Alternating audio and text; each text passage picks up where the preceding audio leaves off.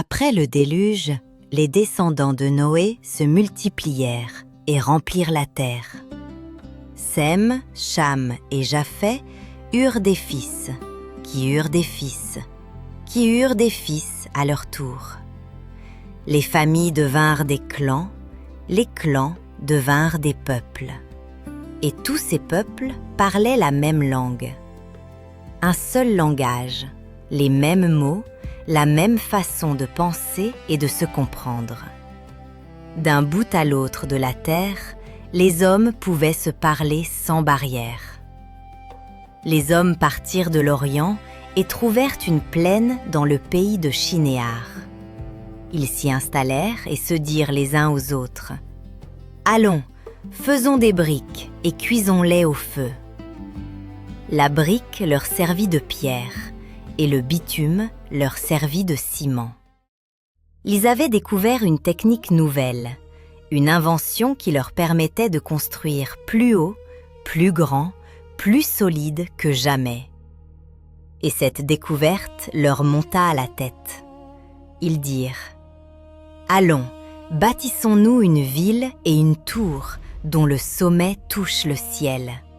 Faisons-nous un nom, afin que nous ne soyons pas dispersés sur toute la face de la terre. » 3 ambitions en une seule phrase. Toucher le ciel, comme pour atteindre Dieu ou le défier. Se faire un nom, comme pour remplacer la gloire de Dieu par la gloire des hommes. Et ne pas être dispersé, en contradiction directe avec l'ordre que Dieu avait donné à Noé. Remplissez la terre. La construction commença. Des milliers de mains façonnaient des briques, les empilaient, les cimentaient. La tour montait, étage après étage, de plus en plus haute. Elle dominait la plaine, visible à des lieues à la ronde. Les hommes levaient les yeux vers leur œuvre et se sentaient puissants. Ils croyaient pouvoir tout faire, tout atteindre, tout conquérir. L'unité de leur langue leur donnait une force extraordinaire. Quand tous les hommes se comprennent et travaillent ensemble, rien ne semble impossible. L'Éternel descendit pour voir la ville et la tour que bâtissaient les fils des hommes. Le texte dit que Dieu descendit. Ironie profonde, les hommes pensaient toucher le ciel, et Dieu devait quand même descendre pour voir leur construction.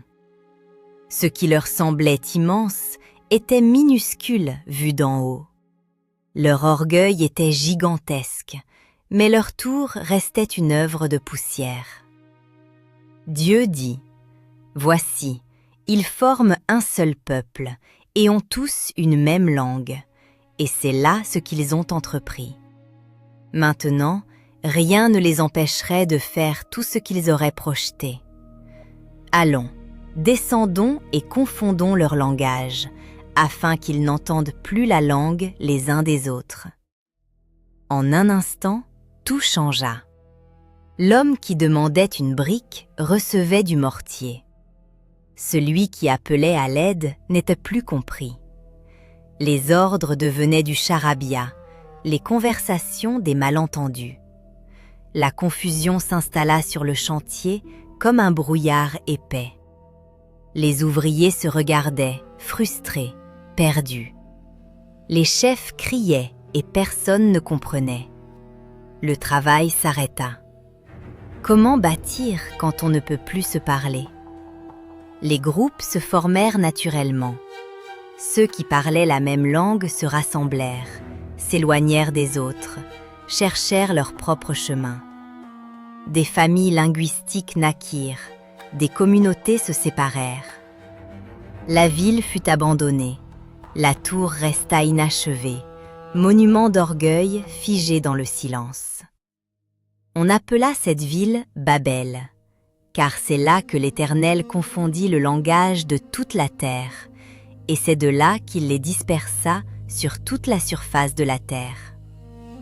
Le mot Babel ressemble au mot hébreu Balal, qui signifie confondre ou mélanger. Ce qui devait être un monument à la gloire des hommes devint le symbole de leur division. L'Éternel les dispersa. Les peuples partirent dans toutes les directions, emportant avec eux leur langue nouvelle, leur culture naissante, leurs histoires qui allaient diverger. Les fils de Japheth allèrent vers le nord et l'ouest, peuplant ce qui deviendrait l'Europe et l'Asie. Les fils de Cham allèrent vers le sud, en Afrique et dans les terres chaudes. Les fils de Sem restèrent au Moyen-Orient, et c'est de leur lignée que sortirait un homme nommé Abram, que Dieu appellerait un jour Abraham. La tour de Babel n'est pas seulement l'histoire d'une construction ratée, c'est l'histoire de l'orgueil humain face à Dieu.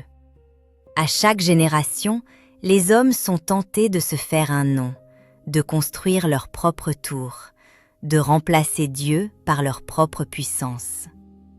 Et à chaque fois, Dieu rappelle que l'unité véritable ne se construit pas sur l'orgueil, mais sur l'humilité.